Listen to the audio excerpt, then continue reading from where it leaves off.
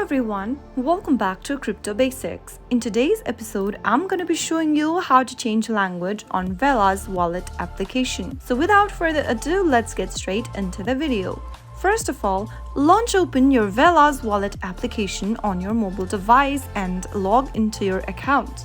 Once logged into the account, from the main homepage, tap on the gear icon located at the bottom right hand corner. This will then open up the settings interface. Tap on the language option right under profile and select the language of your choice and tap done. Soon after you are done selecting the language, you will be able to see your display language changed to your preference. So that's how easy it is to change your language setting on Velas Wallet. If you found the video to be helpful, go ahead and give us a thumbs up. Don't forget to subscribe to our channel by hitting the subscribe button. Also press the bell icon so that you'll never miss another upcoming upload from us. I will see you again in the next video. Goodbye till then.